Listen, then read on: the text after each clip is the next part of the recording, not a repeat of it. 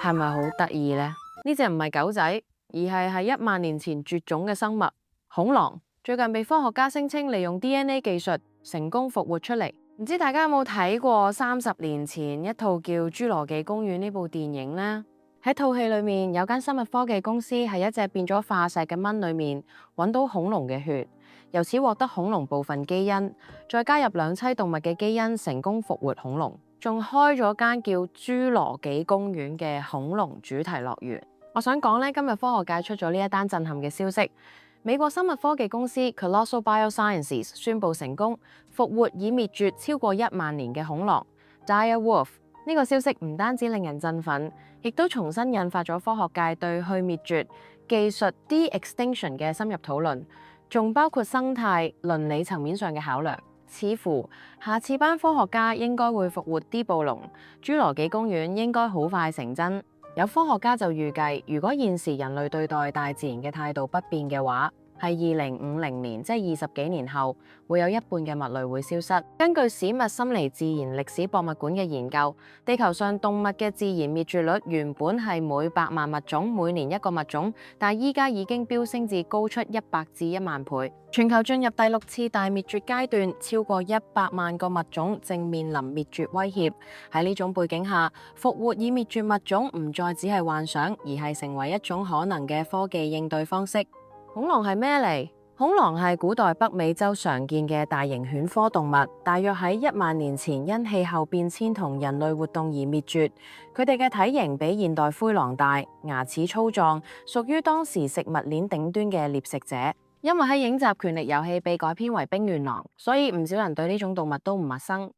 Colossal Biosciences 科學團隊喺一粒距今13000年嘅牙齒同一塊72000年嘅頭骨中成功提取到 DNA， 並用 CRISPR 基因編輯技術喺灰狼細胞中進行20項基因修改，針對14個同恐龍特徵相關嘅基因。之後，科學家將基因修改過嘅細胞植入代理孕母體內，有傳應該係一隻狗狗。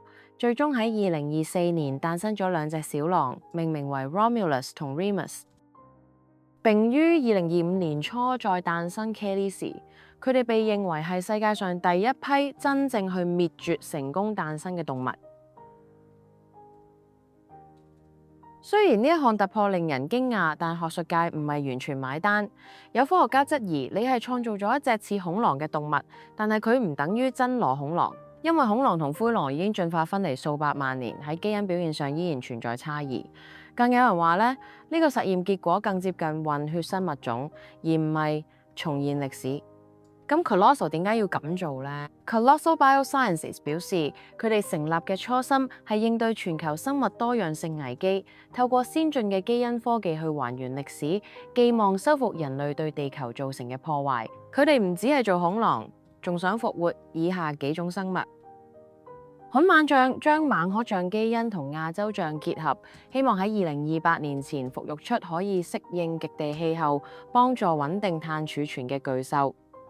蓬塔斯馬尼亞虎同墨爾本大學合作復活已於20世紀滅絕嘅袋狼。渡渡鳥成立鳥類基因組學實驗室，希望重建渡渡鳥 DNA， 俾佢重新出現喺毛里西斯島。史氏海牛重建海洋食物鏈平衡，去滅絕技術係點樣運作嘅？而家我哋就講講咧呢個去滅絕技術究竟係點樣實際操作嘅。首先啦，係基因編輯，即係用 CRISPR 等工具喺現存近親動物入邊加入古代滅絕動物嘅 DNA。舉例講，你想復活恐龍，就要喺灰狼入邊插翻恐龍嘅基因。第二個技術叫細胞核轉移，類似複製羊多利嗰種方式，就係將滅絕物種嘅細胞核植入卵細胞，再用代理母體孕育下一代。第三個咧就係選擇性育種，即係揾啲同滅絕物種基因特徵最接近嘅動物繁殖好多代，慢慢篩選出類似原始樣貌嘅後代。但係問題就嚟啦，技術背後唔只係做唔做到，仲要問應唔應該做。所以我哋嚟睇下反對者嘅聲音。第一，以重新引入一種已經唔喺生態系統入邊嘅動物，可能會打亂而家嘅生物鏈，甚至令某啲現存物種受到威脅。當年絕種嘅生物都有佢哋絕種嘅原因。你特登令佢哋出現翻喺呢個地球上，係咪一份好事呢？第二，你要復活一隻動物，研究、實驗、飼養、場地，全部都要錢。咁會唔會變相分薄咗原本用嚟保育紅毛猩猩、北極熊、黑犀牛呢啲珍變現存瀕危物種嘅資源？第三，動物福利點算？嗰啲用嚟實驗代孕嘅動物，佢哋開唔開心？基因編輯出嚟嘅動物係咪可以好好生活？呢啲問題都未有標準答案。恐龍嘅復活標誌住人類首次透過完整基因技術，令到絕種動物再現世界。但係呢一場科學革命亦都唔只係興奮同讚嘆，仲牽涉到道德、保育、資源分配等多層次議題。